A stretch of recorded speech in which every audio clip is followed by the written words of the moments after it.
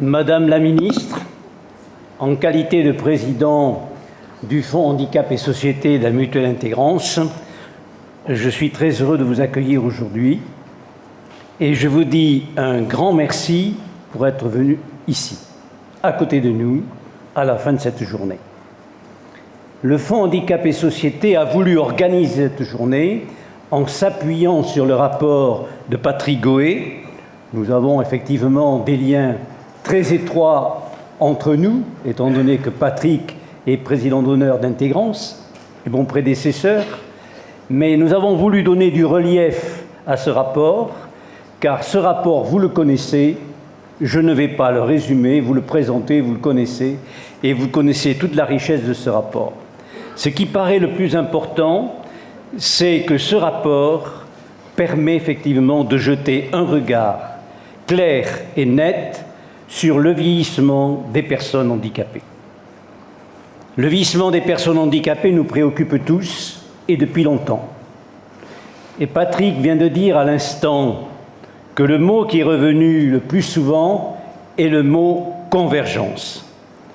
Effectivement, nous tous ici, militants du secteur des personnes âgées et des personnes handicapées, nous avons suivi pas à pas l'évolution de la loi de 2005.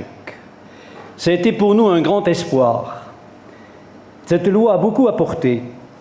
Il ne faudrait pas qu'elle devienne un espoir déçu.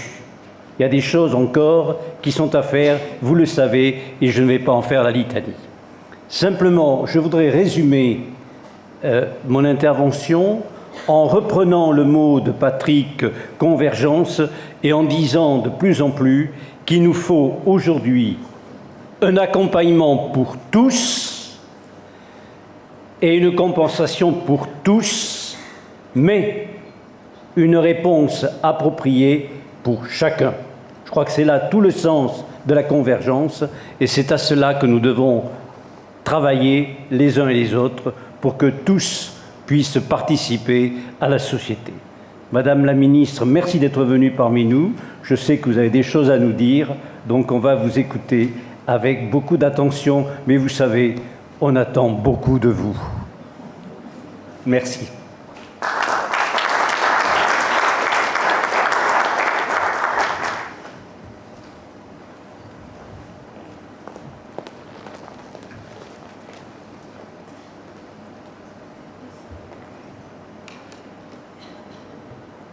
Monsieur le Président, Madame et Monsieur les députés, Mesdames et Messieurs les présidents d'associations, Mesdames et Messieurs, alors j'ai conscience que cette journée a probablement été très riche en interventions mais en discussion sur cette question du vieillissement des personnes handicapées vieillissantes et finalement, il n'est pas très facile d'intervenir dans ce type de journée quand on arrive à la fin et qu'on n'a pas entendu l'ensemble des discussions, même si c'est un sujet effectivement sur lequel j'ai forcément travaillé et sur lequel je suis régulièrement questionnée.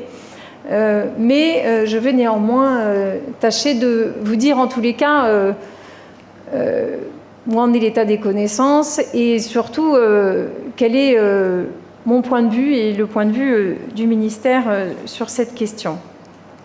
Et puis surtout, vous avez eu en plus des experts reconnus qui se sont exprimés, j'ai pu voir lors de la précédente table ronde et sur le programme de ce matin. Alors, que les personnes handicapées vieillissent plus qu'auparavant, évidemment, je ne peux que dire que c'est une bonne nouvelle, comme pour l'ensemble en fait de la population générale. Ça s'appelle l'augmentation de l'espérance de vie. C'est finalement les progrès de la société en général et les progrès évidemment du système sanitaire en particulier. Il est évident que ce sont des progrès qui me tiennent d'autant plus à cœur du fait de ma profession d'origine, vous vous en doutez.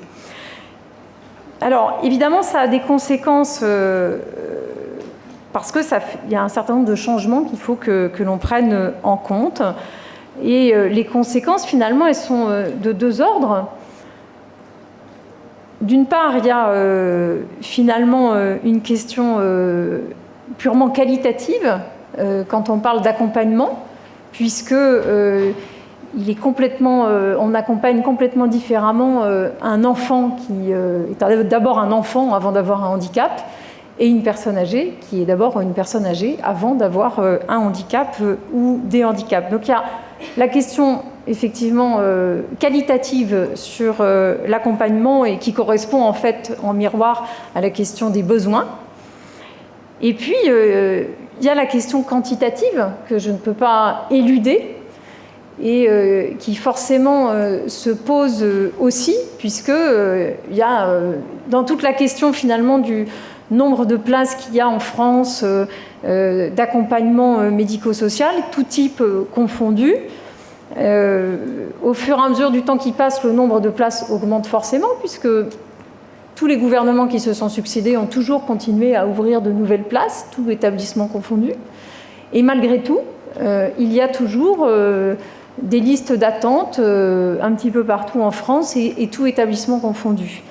Et donc, on voit bien que cette question du vieillissement entre là en jeu, puisque à partir du moment où les personnes vivent plus longtemps, bien entendu, il faut plus de place. Alors, partant de là,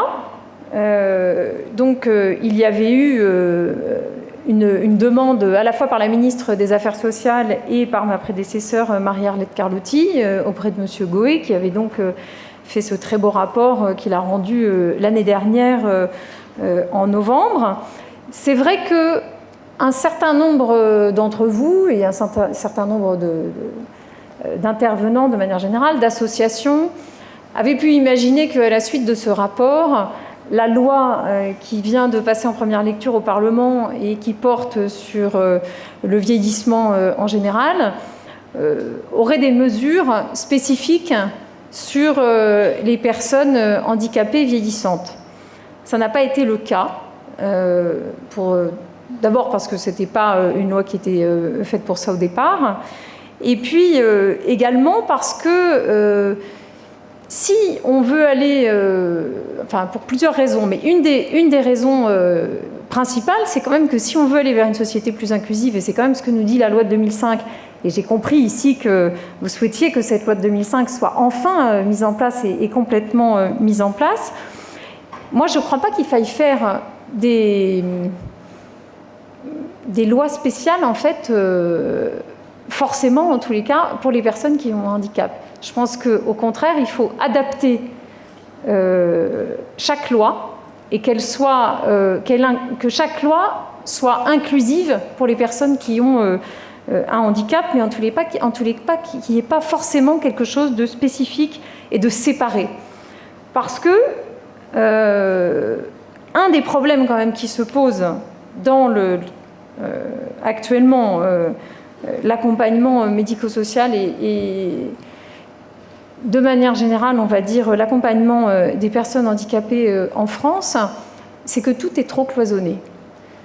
Tout est trop cloisonné, c'est aussi quelque chose qui est ressorti, que je n'invente pas, qui est ressorti du rapport Piveteau qui m'a été remis récemment, et qui montre bien que, à force de créer des dispositifs qui sont spécifiques pour telle ou telle catégorie, de façon extrêmement cloisonnée, finalement, on arrive à des problèmes comme les difficultés d'accès aux soins pour les personnes handicapées, que ce soit les enfants ou que ce soit les personnes plus âgées, parce que précisément tout a été trop cloisonné.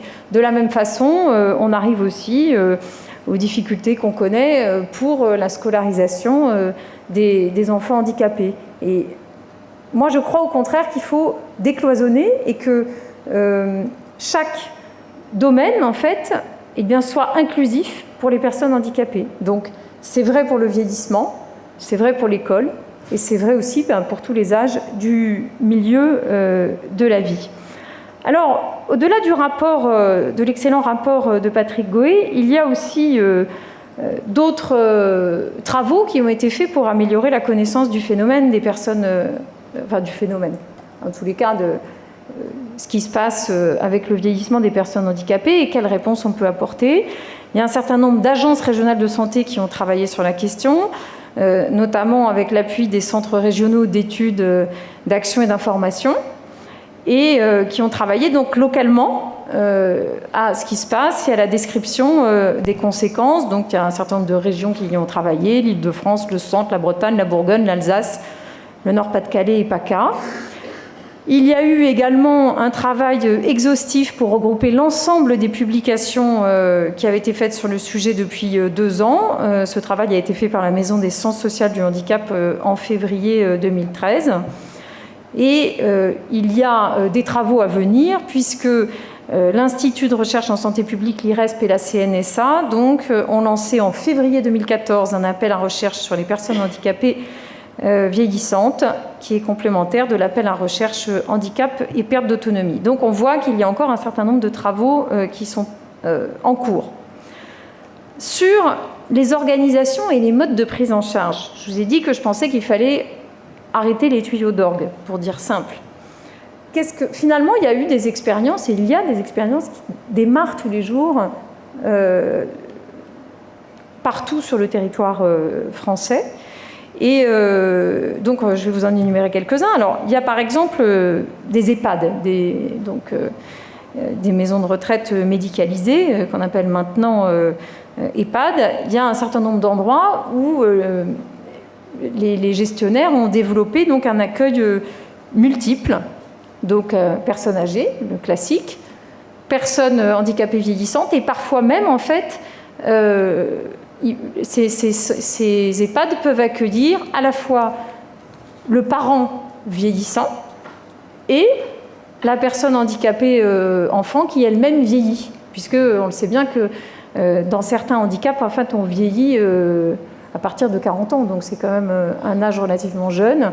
Et donc on voit bien que les parents qui prenaient en charge jusqu'à présent complètement ces personnes peuvent être en âge eux aussi d'intégrer un EHPAD. Et donc ça peut être une des façons de faire. Alors c'est vrai que ce qui peut poser problème, c'est que les personnes handicapées qui sont vieillissantes, elles ont souvent moins de 60 ans. Et que donc il y a toute la question du tarif qui se pose. Et évidemment toute la question aussi de la prise en charge au sein de la structure. Parce qu'en réalité, ce qui se passe, c'est que la personne handicapée qui vieillit, elle va avoir des problèmes de santé au même titre qu'une personne qui n'est pas handicapée et qui vieillit, même probablement un peu plus. Et donc, ce qui manque dans une structure classique personne handicapée, c'est de l'offre de soins en plus. À l'inverse, dans un EHPAD, ce qui manque, c'est évidemment de l'accompagnement éducatif qui n'est absolument pas classique dans un EHPAD. Donc on voit bien qu'il faut décloisonner et en réalité qu'il faut créer les conditions pour que finalement les ARS aient la possibilité d'autoriser des places un petit peu différentes, que toutes les places ne soient pas forcément automatiquement semblables les unes aux autres. Et que dans un EHPAD, on puisse avoir du personnel éducatif parce qu'il y a des personnes handicapées vieillissantes. Et puis, à l'inverse, que dans des structures qui sont classiquement réservées aux personnes handicapées, bien qu'on y rajoute de l'offre de soins. Alors, de l'offre de soins, on peut en rajouter de plusieurs façons. Une des façons de faire, et certains l'ont déjà fait, c'est de faire entrer l'hospitalisation à domicile en établissement médico-social. C'est possible maintenant. Il y a eu 2 décrets, celui du 6 septembre 2012 et celui du 18 mars 2013. Alors, c'est vrai que ce n'est pas forcément la solution unique, parce que l'hospitalisation à domicile, c'est quand même, en général, quand il y a des pathologies déjà assez lourdes. Et c'est vrai que, malgré la possibilité de le faire, ça peine à se développer, probablement du fait du manque de lien entre le monde sanitaire et le monde médico-social. Et donc, ça mériterait probablement d'être exploré un petit peu plus. Quand on parle encore des modes d'accompagnement dans le médico-social et des personnes handicapées qui vieillissent, il y a aussi toute la question des ESAT. Puisque, vous le savez très bien et vous l'avez sûrement évoqué, donc en ESAT, que se passe-t-il quand on vieillit et qu'on n'est plus à même de travailler à temps plein? bien entendu, il faut de plus en plus développer la possibilité du recours à temps partiel ou du temps séquentiel, c'est-à-dire pouvoir travailler à un moment donné, puis arrêter et puis éventuellement reprendre, ou alors qu'il y ait une sortie progressive de l'activité.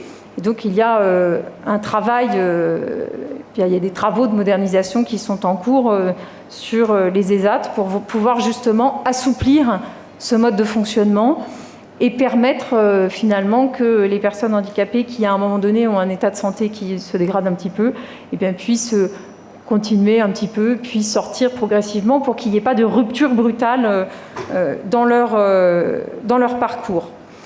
Alors, pour ce qui est du développement de l'offre médico-sociale de façon plus globale, je vous l'ai dit, en dehors des EHPAD, il y a aussi à l'inverse la possibilité de médicaliser des places de foyer de vie par transformation en foyer d'accueil médicalisé. Je veux simplement vous donner quelques chiffres. Donc entre 2008 et 2013, il y a eu 11 000 places autorisées pour adultes. Je ne vous parle pas des places pour enfants. Et donc qui étaient parmi celles-là, donc il y en a un peu plus de 1500 qui ont été dédiés à l'accueil des personnes handicapées vieillissantes. Alors évidemment, c'est encore totalement insuffisant, mais je pense que petit à petit, ça va se développer. Le deuxième aspect dont vous avez un petit peu parlé là au moment où je suis arrivée, c'est la question du répit en fait et de l'accueil temporaire en fait qu'on peut développer aussi. Et donc, il y a un certain nombre de structures qui ont développé donc, des places d'accueil temporaire. Et pour l'instant, à vrai dire, le succès est assez mitigé, puisque finalement, il n'y a que 560 places d'accueil temporaire pour toute la France qui ont été vraiment utilisées. En fait, il y a une difficulté. D'abord, les familles ne sont pas forcément au courant de ces places-là. Et les modalités d'organisation ne sont pas encore bien claires, en fait. Et donc, on voit bien que c'est un dispositif qu'on pourrait beaucoup mieux exploiter en le travaillant un petit peu plus. Et probablement aussi en faisant en sorte que les établissements médico-sociaux travaillent mieux en réseau. Parce qu'en réalité, tous ne peuvent pas ouvrir des places de répit. Et donc, on voit bien que dans un département, par exemple, il faudrait que s'il y a un établissement qui a des places de répit, les autres établissements puissent le savoir et puis donc fonctionner avec. Alors, au-delà de cette question assez comptable des places et des modes de fonctionnement, il y a cette question que vous avez évoquée aussi, qui est la question de l'évolution des pratiques professionnelles.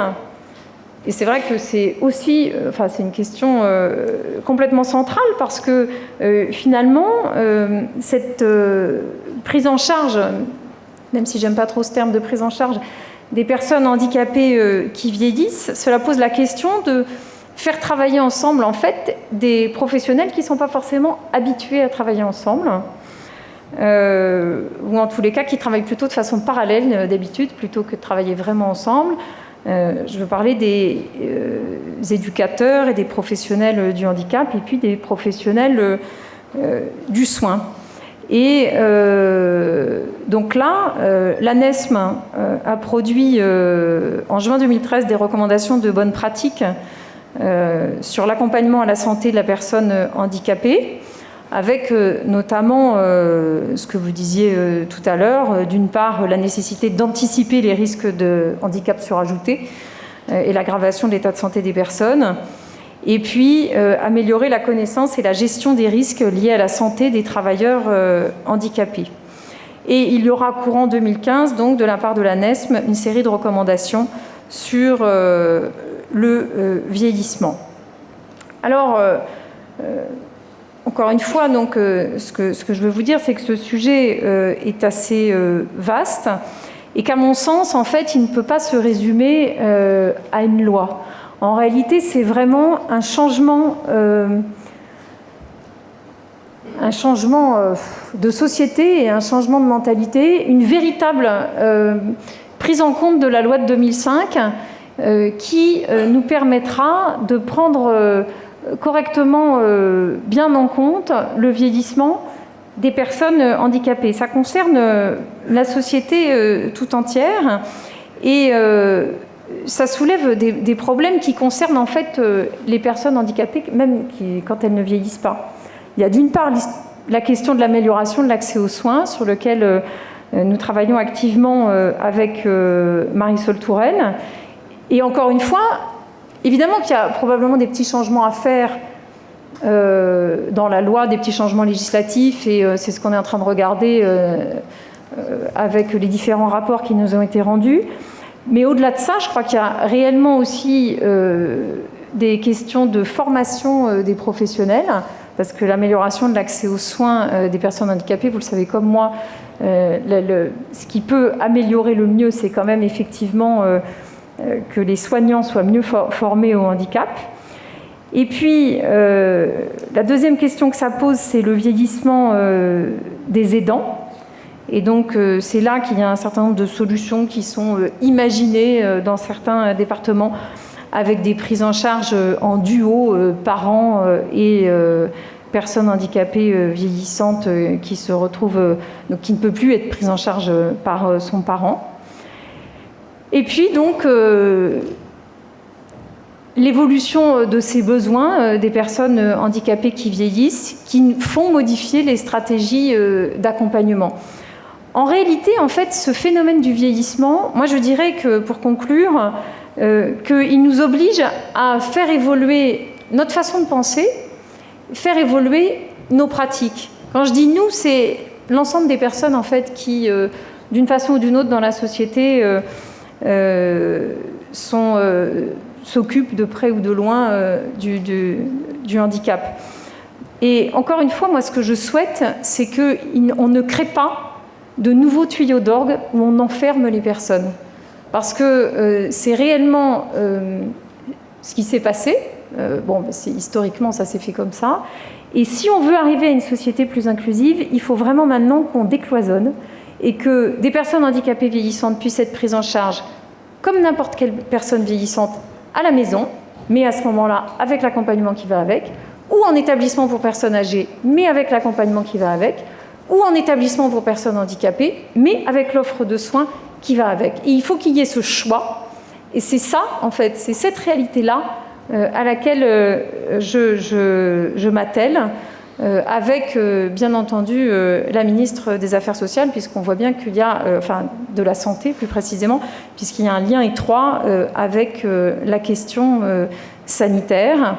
Et je pense que cette façon, en fait, de concevoir la prise en charge des personnes handicapées vieillissantes peut nous montrer le chemin pour décloisonner aussi la prise en charge des personnes handicapées de façon générale, c'est-à-dire la prise en charge pour les enfants et la prise en charge des adultes. En fait, encore une fois, c'est finalement, vous avez raison, c'est comme vous l'avez dit, Monsieur le Président, c'est finalement, c'est vous qui l'avez dit ou c'est auparavant Monsieur Gouet, je ne me souviens plus, que c'est finalement le handicap qui va nous permettre de faire évoluer la société et notre mode de fonctionnement, qui est un excellent mode de fonctionnement, je ne le critique pas, hein. On a vraiment en France un accompagnement médico-social comparé à beaucoup d'autres pays qui est exceptionnel.